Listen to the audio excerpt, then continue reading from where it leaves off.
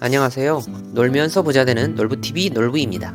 온라인 쇼핑몰을 시작할 때 초보자분들이 가장 어려워하는 게 아마 소싱일 거예요. 오늘은 소싱의 어려운 현실과 단계별 난이도에 따른 효율적인 소싱 방법에 대해서 말씀드릴게요. 솔직히 초보자는 위탁 판매를 하면서 많이 좌절할 겁니다. 도매 사이트를 이용하다 보면 온라인 판매 제품이 도매 상품보다 더 싼 경우도 있고요. 같은 브랜드를 팔면 카테고리나 브랜드 카탈로그로 묶이기도 하고 경쟁 셀러들의 저가 판매로 인해서 정말 뭘 팔아야 할지라는 고민도 많이 하실 겁니다. 그래서 소싱이 어렵다 보니 닥치고 등록 많이 하시죠? 즉 대량 등록 프로그램을 이용해서 도매 사이트나 자사몰을 통째로 긁어 오는 경우도 많이 있습니다.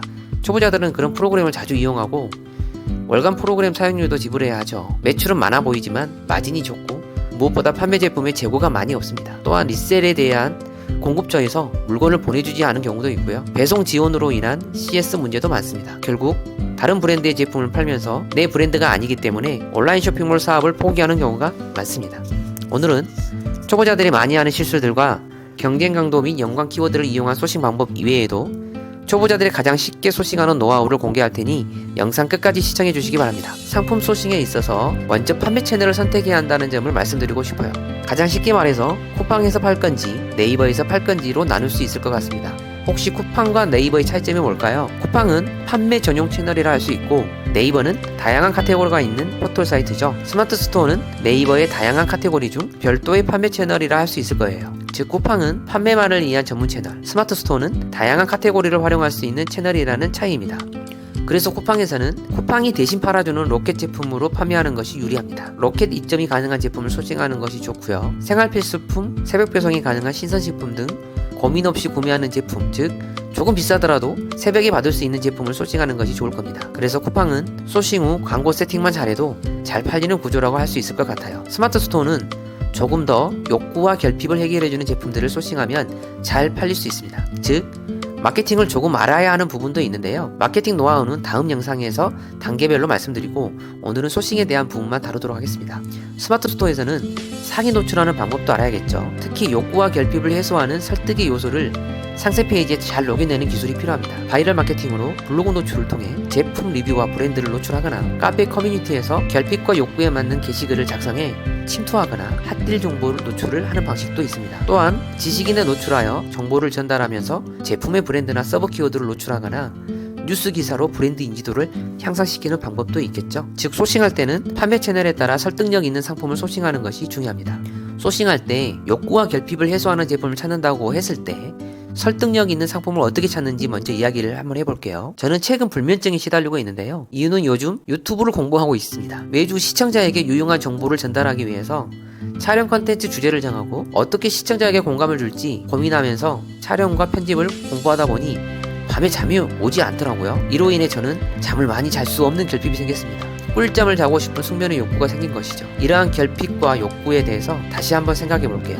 요즘 현대인의 스트레스와 수면장애, 사춘기 학생들의 수능 스트레스, 중장년층의 갱년기 증상, 수면 자세 불량 등 다양한 욕구와 결핍을 찾아낼 수 있습니다. 그렇다면 수면 욕구와 수면 부족 결핍을 해소해주는 제품에는 무엇이 있을까요? 네이버 자동 완성어를 이용해 볼 수도 있습니다. 네이버에 수면이라고 검색하면 다양한 자동 완성어가 보일 겁니다. 첫 번째로 먹는 것으로 욕구와 결핍을 해결할 수 있을 것 같아요. 건강식품과 건강기능식품이 있겠죠. 수면장애에 도움이 되는 원료와 성분을 미리 공부해서 소싱하면 됩니다. 특히 기능성 원료로 만들어진 개별 인정 원료를 사용한 건강기능식품을 소싱하거나 특허 자료와 문헌을 참고해서 관련 성분이 들어간 일반 식품을 소싱하는 것도 좋은 방법입니다. 두 번째로 수면 자세와 수면 도구를 활용할 수 있습니다. 예를 들어 수면 베개는 목과 어깨가 수면에 미치는 영향에 대해 논문과 사회적 이슈를 참고해서 수면 베개 시장이 크다는 것을 우리가 알 수 있습니다. 베개 시장에 다양한 제품이 있으니 소싱할 때 참고하면 좋겠죠. 세 번째로 생활건강 카테고리에도 다양한 제품이 있습니다. 예를 들어서 수면 조끼, 수면 양말, 수면 안대 등이 있죠. 이러한 연관 키워드를 통해 구매 타겟을 세분화할 수 있습니다. 예를 들어 수면 조끼라는 키워드를 네이버 쇼핑에서 검색하면 신생아용 수면 조끼, 아기 수면 조끼, 유아 수면 조끼 등으로 타겟이 나뉘게 됩니다. 하지만 초보셀러가 여기까지 확장하면 마케팅 세팅에 시간과 에너지가 많이 소모되기 때문에 주의해야 합니다. 또한 수면 안대나 수면 양말을 소싱할 때 초보셀러들이 꼭 확인해야 할 점이 있습니다. 바로 고객이 왜 이 제품을 구매하는지 알아야 한다는 것입니다. 수면의 욕구와 결핍을 해소하는 제품이 맞는지를 분석해야 합니다. 경쟁사 분석 방법으로는 첫 번째 방법으로 경쟁사 상세 페이지 분석이 있습니다. 고객의 구매 욕구를 경쟁사는 어떻게 표현했는지, 나는 경쟁사 대비 어떻게 구매 욕구를 자극할 것인지, 기능이나 소재의 차별점은 무엇인지를 분석해야 합니다. 다음에 상세 페이지 기획과 콘티 작성에 대해 별도의 영상을 촬영하겠지만, 예를 들어 말씀드린다면 수면 부족이 현대인에게 미치는 영향을 크게 부각하여